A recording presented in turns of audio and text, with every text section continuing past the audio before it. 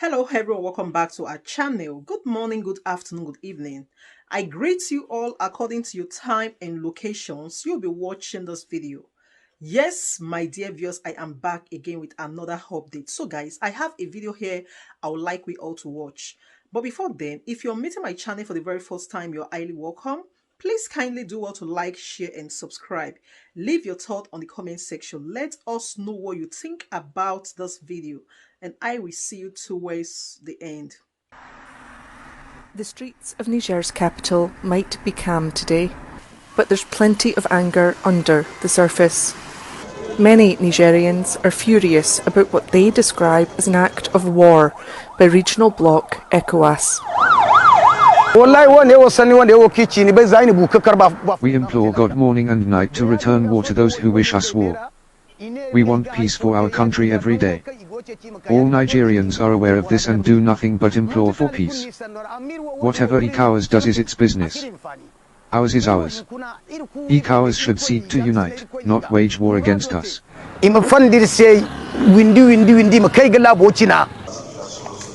ECOWAS leaders met on Thursday in Abuja in Nigeria to discuss the military coup in neighbouring Niger.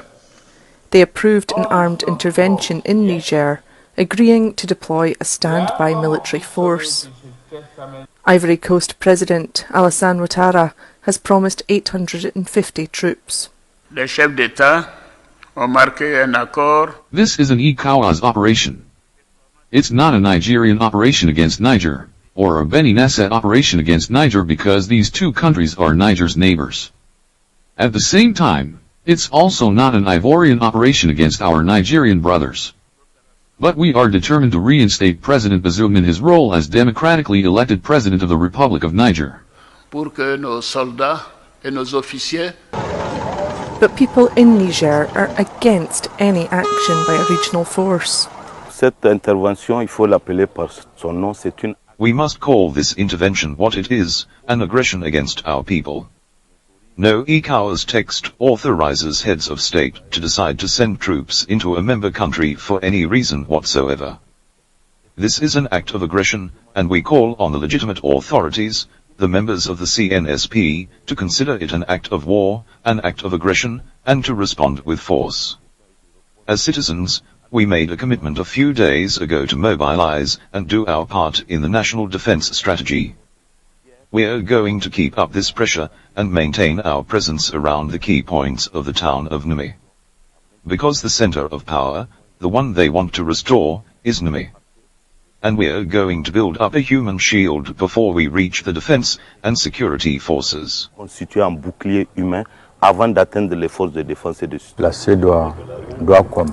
ECOWAS needs to understand what the people of the various member countries expect of it.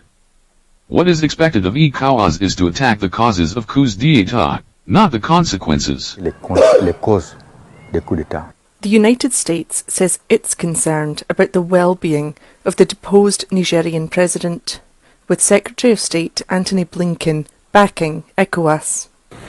Deputy Secretary of State Nuland, as you know, was just in Niger. She had an opportunity to speak directly to the military leaders who've undertaken this action. And made clear to them the imperative of restoring constitutional order, as well as everything that's at risk if they don't. As significantly, ECOWAS, the organization that brings together West African countries, is playing a lead role in making clear the imperative of the return to constitutional order, and we very much support ECOWAS's leadership and work on this. But that's not a sentiment echoed in Niger's neighbour Nigeria, where many are calling for peace. US has spent more than $1 billion fighting a war that does not concern it. So for them it is a loss of economic benefit. We should be looking at it from this angle.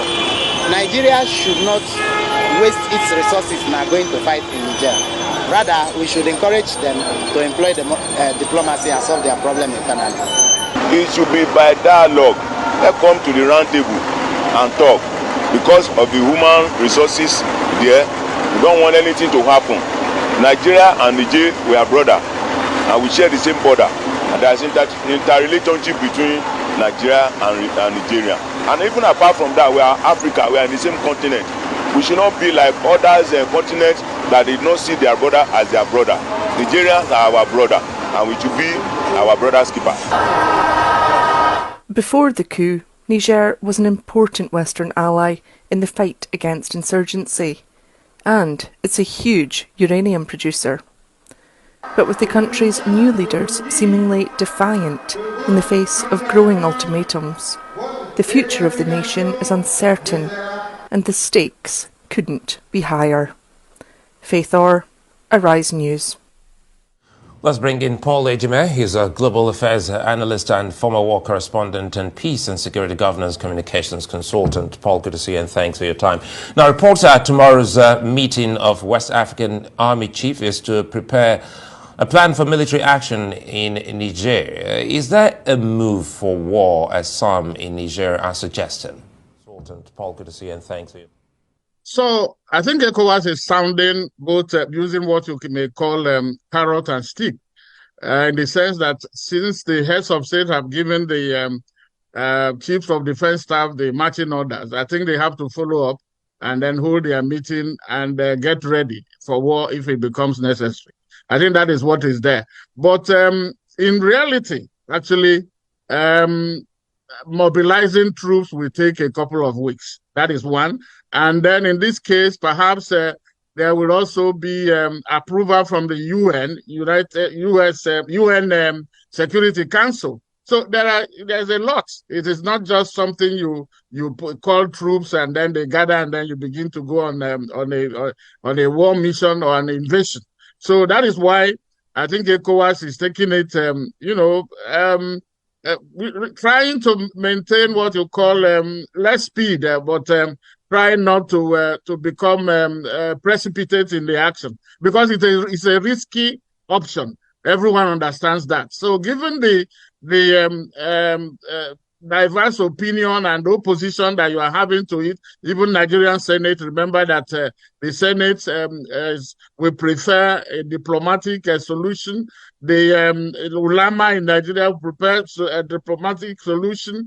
Nigerian Guild of Editors, concerned citizens, even in Niger themselves, people are calling for a diplomatic solution. There are those who are saying, well, this the junta has outplayed their hands. They have disgraced ECOWAS, and that is why you find this kind of, very tough stance. And at the same time to say, well, listen, we had 3 coups. Now this fourth one is one too many. So you have to stop it. But ECOWAS has to watch it so that it is not dragged into a war that will consume the region. Well, anyway, now you're talking about the region. Ivory Coast President Alassane Ouattara in particular is talking tough. We heard in Faith's report there, he's prepared to send 850 troops and back it with appropriate funding. But it could be said he's guilty of hypocrisy here, given what happened when he assumed power in 2010. Exactly. And then he is also somebody that is very close to France. And remember that France and the US, they have been very, what do I call it, anxious and then concerned about this. So is Ouattara, I hope, is not speaking for the French, because if he is, he will only be muddying up the waters. Let ECOWAS be the lead here.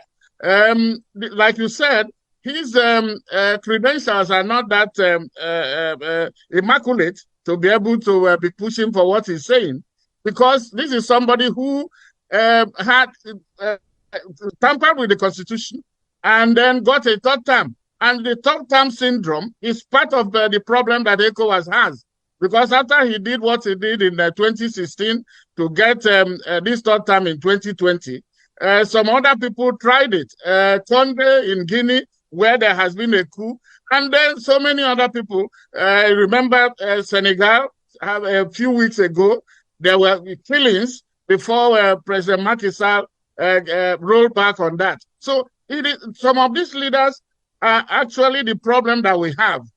Get me right, we cannot condone a military incursion.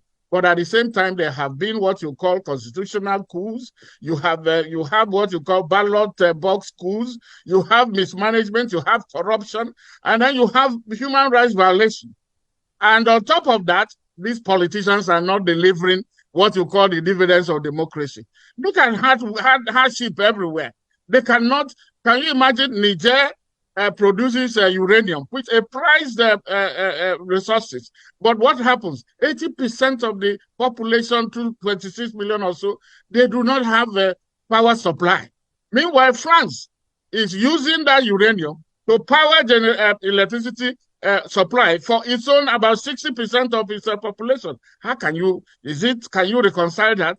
So that is the world. We have to separate them.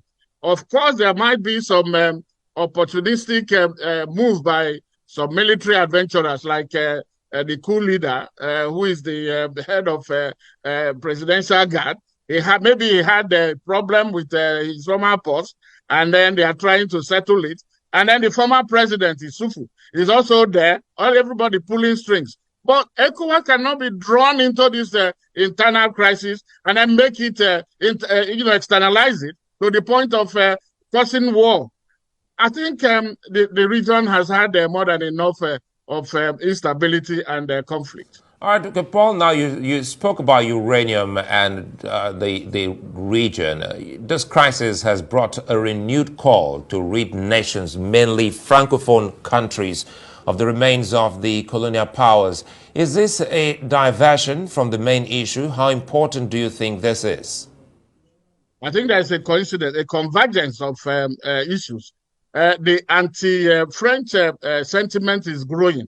If you notice, in Mali, in Burkina Faso, in Guinea, Mali has actually cut ties. All those agreements that they signed with France, they've been cut. And then Burkina Faso is doing the same. So there is a groundswell of anti-French sentiments. But that is because France has not covered itself in glory in its policy towards Africa. You cannot, because as at this moment, about 14 of them countries that are using the CFA francs are domiciling their money in the French treasury, and they have to borrow this money with interest. Can you imagine that in the 21st century and after 60 years after independence? These are some of the things that are happening. Niger, for instance, is still considered a garrison where you have French military base, American military base. Meanwhile, the country is the poorest in the world. How can you reconcile that? So it is not about the population, but about this foreign interest and their collaborators inside the country. And this is what we have to. France, all these years, needs to recalibrate its policy towards Africa. It is not working. It has impoverished the people, and the people want to take back their country. I think that is what is happening. So all that has now come into the fact that we cannot remove the fact that Tierney was being opportunistic in trying to remove his former boss. But everything has now played into his hands. Bazoum himself has not also was trying to he was not standing on solid ground, and then he wanted to carry out an overhaul of the military hierarchy. In fact, it was said that Tierney was to be removed from the army on the 27th, when the coup happened on the 26th. And then some also diplomatic sources are also saying that perhaps Isufu, that is the president that anointed Bazoum, felt that he was being ostracized. And so he wanted to teach this guy a lesson. So that maybe they thought if the coup makers could have, detained him, then he will come in and then negotiate, so that he will now bounce back, and Bazoum will still recognize him as the main, as his godfather.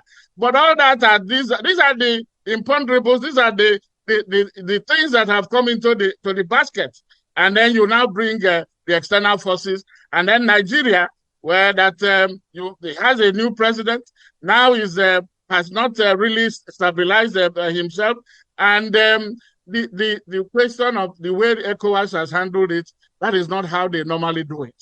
I followed ECOWAS cases. You will start with, there is what you call mediation, security mediation committee that will meet first, and then the chief of defense staff will meet, and then they escalate issues to the heads of state. But in this case, the heads of state met and then said they were giving an ultimatum. That is supposed to be the trump card, the last resort. But they have played their last card at first, and now everybody is running to catch up. I think ECOWAS is now trying to, they recognize that they haven't done the right thing. But the hunter too, they must know that they cannot fight the whole world. All right, okay, Paul, I think it's a fine place for us to leave it. I'd like to thank you for your time, Paul Ejime, former war